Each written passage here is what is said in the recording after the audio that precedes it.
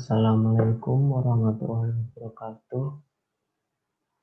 Perkenalkan, nama saya Nur Ahmad Adi Saputra, NIM 519041156. Mata kuliah Pemrograman Web kelas C. Di sini saya akan menjelaskan tentang server-side programming.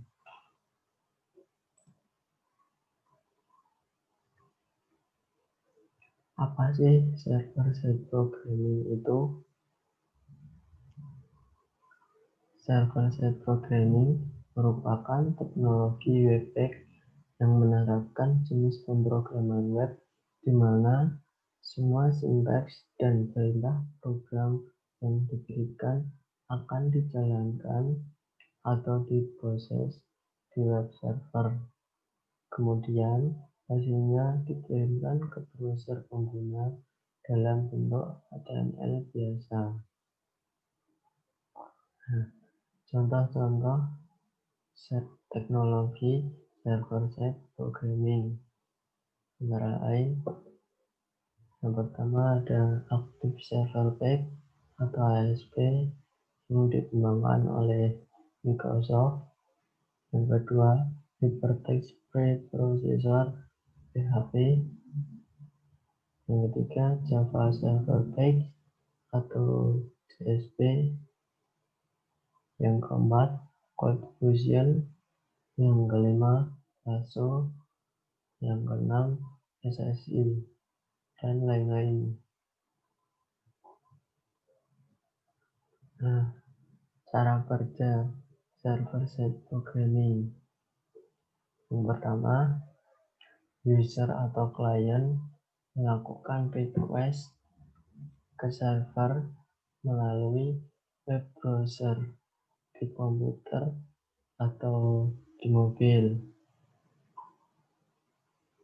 Kemudian server akan merespon request dari klien untuk kemudian diproses.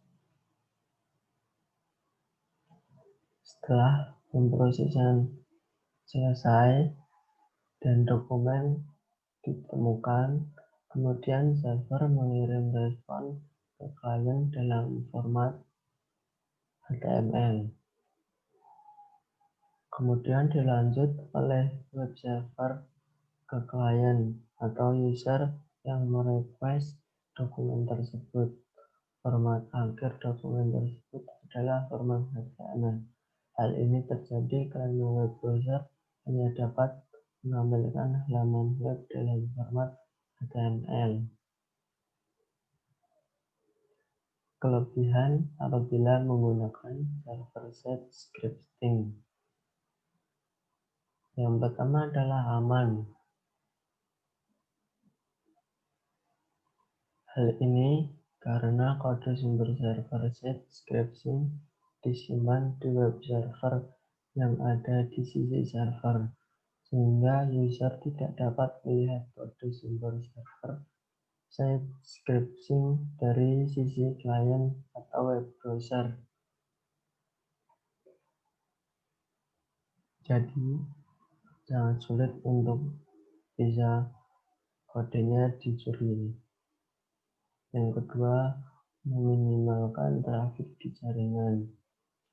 Karena pemrosesan dokumennya sudah dilakukan di sisi server, maka data yang mengalir dari klien ke server atau sebaliknya adalah relatif kecil dan tidak membebani bandwidth di jaringan. Pemrosesannya lebih cepat karena menggunakan hardware untuk mesin server biasanya sangat tinggi.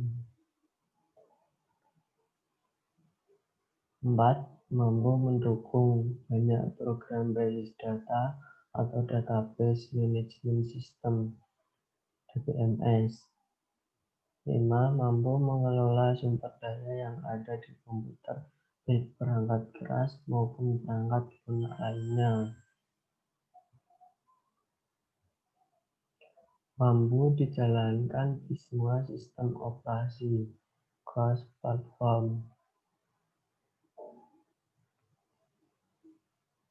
Tidak bergantung pada jenis web browser yang akan digunakan, karena semua script dikelola di sisi server atau web server, jadi bisa digunakan maupun di Opera, di Microsoft, di Chrome, di Mozilla, atau dimanapun itu tetap bisa.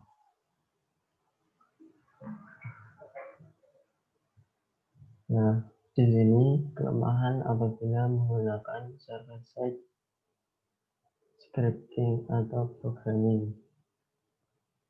Karena semua pemrosesan dilakukan di server, maka dibutuhkan spesifikasi komputer server yang cukup tinggi agar dapat memproses server-side scripting secara cepat. Dibutuhkan kemampuan pemrograman yang baik untuk mempelajari server-side scripting. 3. Tidak memiliki kemampuan untuk membuat layout atau desain halaman web yang menarik. Nah, itulah server-side script, server-side programming menurut saya. Jika ada kesalahan data, saya mohon maaf yang sangat sebesar-besarnya. Semoga materi ini dapat bermanfaat kepada saya dan teman-teman semua. Sekian dari saya. Wassalamualaikum warahmatullahi wabarakatuh.